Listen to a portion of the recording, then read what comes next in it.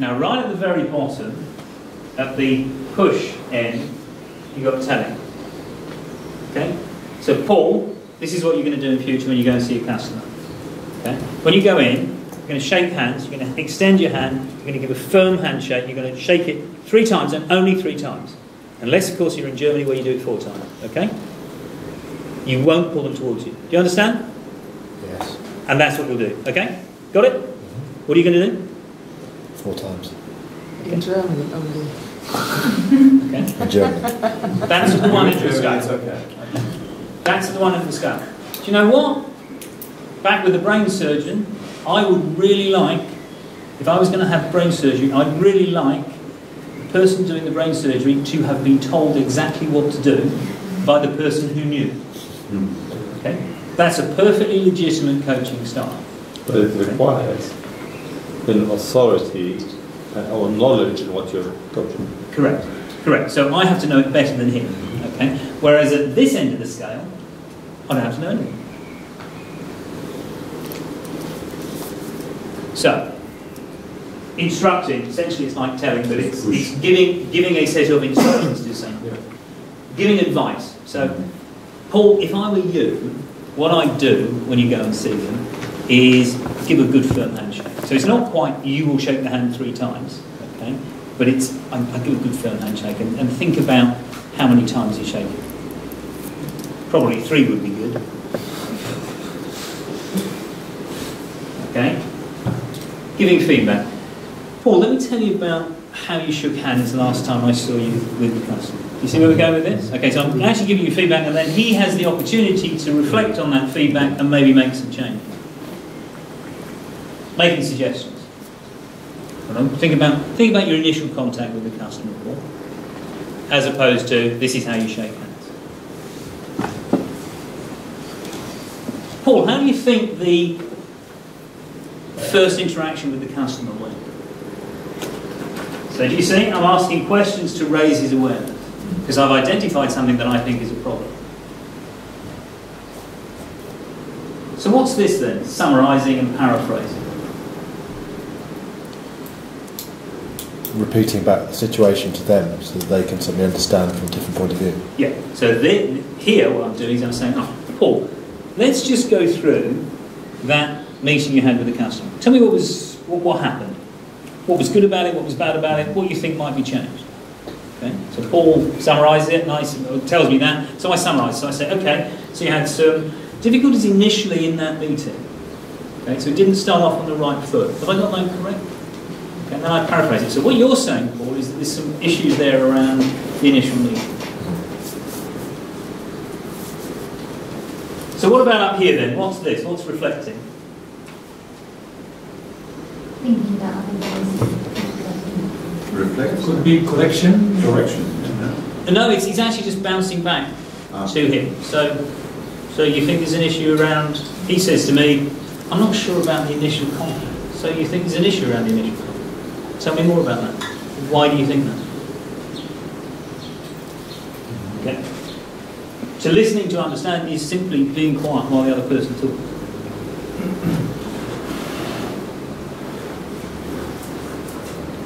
Now, for some people, absolutely that is the right way to coach them. Now, I don't know if this has happened to you, but somebody walks in to talk to you, they go, I've had a really, really lousy day. This happened and that happened and this happened and this happened. I'm sick and tired of this. I'm going to do this about it. I really am. I'm not having this. Anything else? Well, this happened.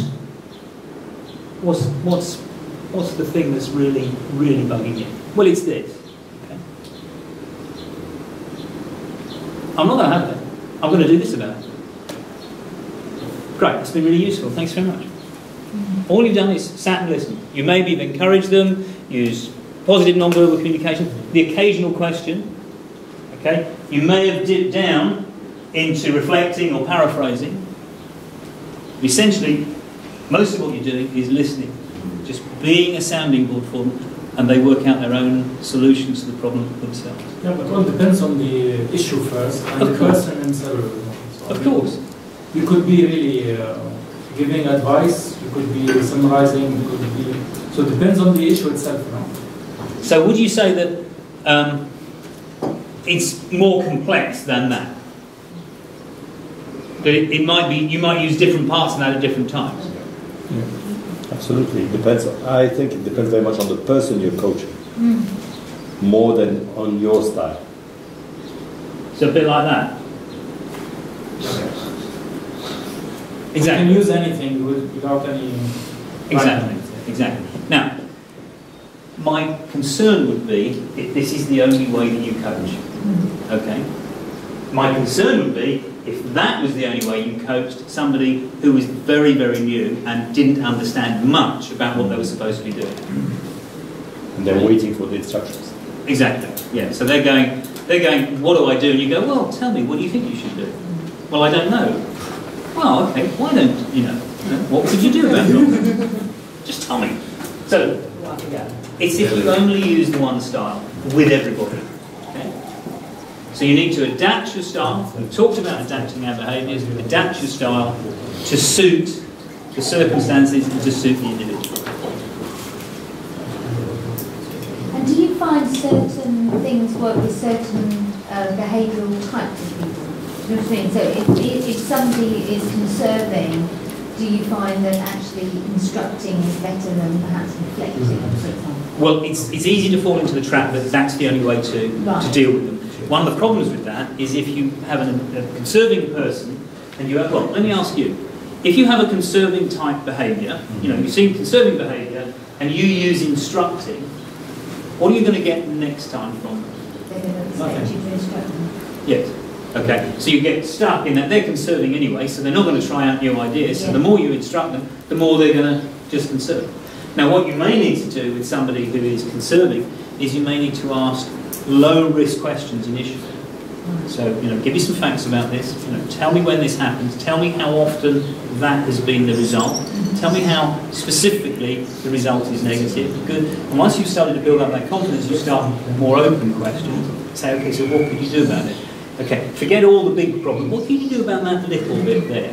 And then, okay, and how would that impact here? So you then use your questions to try and draw them out. Again, educate them. Yeah. Draw it out of them. Okay, so I said that what I wanted you to do was look at your own style. You've got this in your handouts. Okay, so it's on the bottom of the page. You've got it there. Okay, so what I'd like you to do now is think about your style. Okay, see if you can identify when you've used different styles or when you've used only one style. Page 7. 7, yes. Okay, so take 5 minutes just to think about examples of when you've used these particular styles.